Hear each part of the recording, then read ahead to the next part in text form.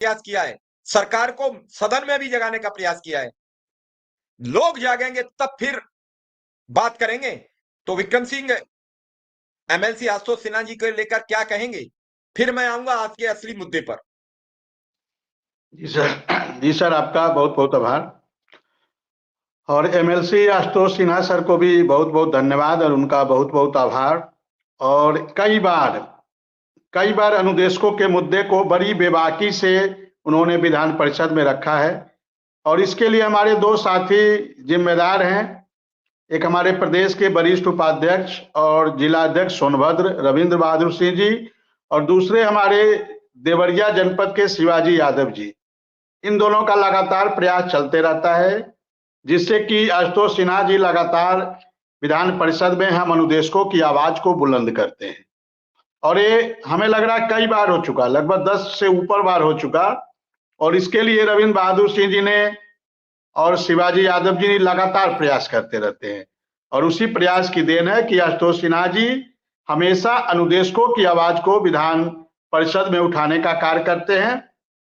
और हम 27,555 अनुदेशकों की ओर से आदरणीय आशुतोष सिन्हा जी को बहुत बहुत धन्यवाद, बहुत बहुत आभार ज्ञापित करते हैं और आशा करते हैं इसी प्रकार से अनुदेशकों की आवाज को अपनी सदन में बुलंद करते रहे। अनुदेशक परिवार उनका बहुत बहुत आभारी है। जी सर।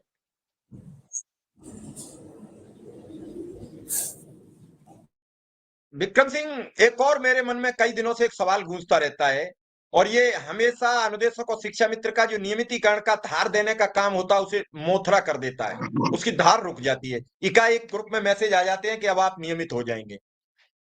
लोग कोर्ट जाना चाहते हैं, वो कोर्ट जाने से बचते हैं, फिर जो कोर्ट के लिए समर्थन करना चाहते हैं वो कोर्ट के समर्थन से रुक जाते हैं। जो लोग सरकार से सवाल करने का मन बनाते हैं वो सरकार से सवाल करने का मन कैंसिल कर लेते हैं।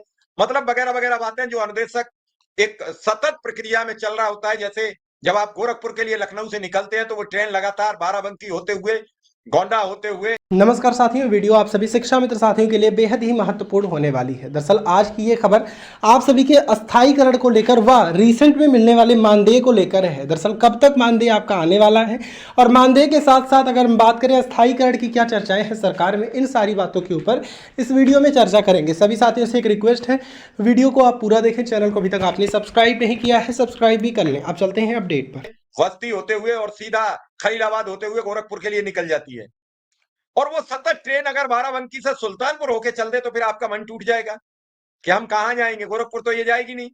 ठीक उसी तरीके से जब अनुदेशक शिक्षा मित्र की बात नियमितीकरण की चल रही हो तो फिर कौन जाना चाहेगा कोर्ट, कौन जाना चाहेगा सरकार से सवाल करने, जब नियमितीकरण ही तो मुख्य मुद्दा था और नियमित हम होने जा रहे हैं। तो क्या कहेंगे इस पर?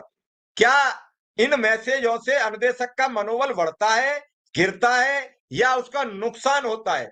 और ऐसे मैसेज उतनी तीव्रता से वायरल होते हैं आप समझ भी नहीं सकते उनकी स्पीड कितनी होती है। सर, ये जो नियमितीकरण का मुद्दा है, नियमितीकरण होने के जो पोस्ट आते हैं, हालांकि नियमितीकरण का मुद्दा हम लोग का जो 11 सूत्री मांग पत्र है उसमें पहली मांग हमारी नियमितीकरण की है कि नई शिक्षा नीति के द्वारा हमको उत्तर प्रदेश के अनुदेशकों को नियमित किया जाए, क्योंकि नई शिक्षा नीति के 5.5 में स्पष्ट रूप से कहा गया है।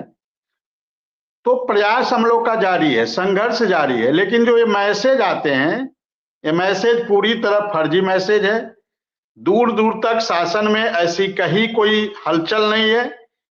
शासन प्रशासन के एजेंडे में अभी ऐसी कहीं कोई क्रिया प्रतिक्रिया नहीं चल रही है। ये मैं पूरी जिम्मेदारी पूर्वक आपके चैनल पे कह रहा हूं, अपने अनुदेशक साथियों को भी कहना चाह रहा हूं कि मैं पूरी जिम्मेदारी पूर्वक इस बात को यहाँ कह रहा हूं।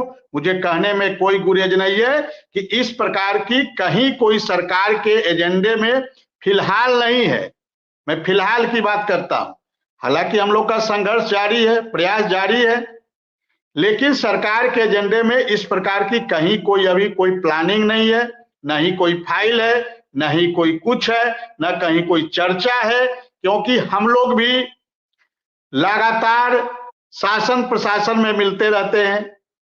हम डिप्टी सीएम ब्रजेश पाठक जी से मिले, डिप्टी सीएम केशव मौर्य जी से मिले, माननीय संदीप सिंह जी बेसिक शिक्षा मंत्री जी से मिले, अपर्णा मैडम सचिव बेसिक शिक्षा परिषद उनसे मुलाकात हुई, सचिव बेसिक शिक्षा परिषद बघेल जी, प्रताप सिंह बघेल जी से मुलाकात हुई। लगातार कई राउंड महानिदेशक महोदया से मुलाकात हुई। अपर परियोजना निदेशक राजेंद्र प्रसाद जी से मुलाकात हुई। अनुदेशक पटल देख रहे अमित राव जी से लगातार मुलाकात होती रहती है। तो ऐसी कहीं कोई अनुदेशक के नियमितीकरण की कहीं कोई सरकार के एजेंडे में फिलहाल नहीं है। अब हमें समझ में नहीं आता है कि इस प्रकार की भ्रामक खबर हाथ से लिख देना और वो पोस्ट लोग वायरल करते, लोग विश्वास करते, तो इस प्रकार के पूरी तरह फर्जी है, भ्रामक है सर। इस पे बहुत ज्यादा बात करना भी हम समझते हैं कि सूर्य को दीपक दिखाना है। तो इस प्रकार की कहीं कोई चर्चा नहीं है। मैं पूरी गारंटी पूर्वक फिलहाल कहने को आपके चैनल पे मैं कह रहा हूं और जिम्मेदारी पूर्वक कह रहा हूं, गारंटी